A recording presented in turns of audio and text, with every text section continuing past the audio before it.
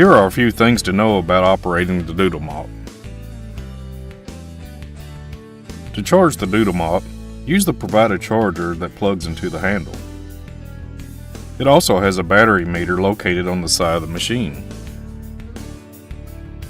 On the handle of the Doodle Mop, there is a clip with a wing nut used to connect the base to the machine. The clip can attach to two different places, on the side and on the end.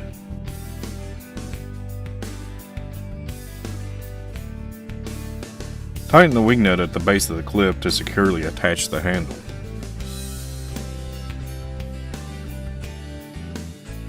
Then, plug in the cord coming from the handle into the base of the machine.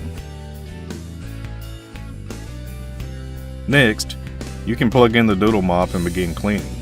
If you are using the bat mop, make certain that you unplug the charger. To operate the Doodle Mop, squeeze the trigger at the opposite end of the handle. Throw away the used disposable microfiber pad after use.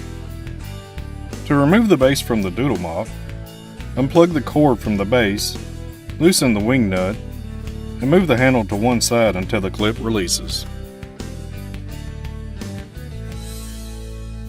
When you are finished using the machine, wipe down the Doodle Mop with a damp microfiber pad and clean out any debris in the space above the base plate.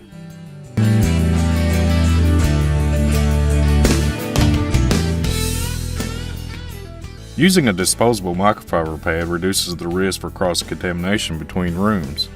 The Doodle Mop works great wet or dry on a variety of surfaces. It greatly improves soil and biofilm removal on floors like LVT, VCT, and rubberized flooring.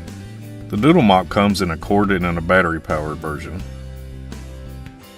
The corded model has a 30-foot power cord, and the battery-powered model, the Bat Mop, has about a 1-hour constant run time and a 2-hour charge time. Operating at 4100 RPM, the Doodle Mop cleans about 1500 to 2500 square feet per hour. The compact design allows you to reach those hard-to-reach areas.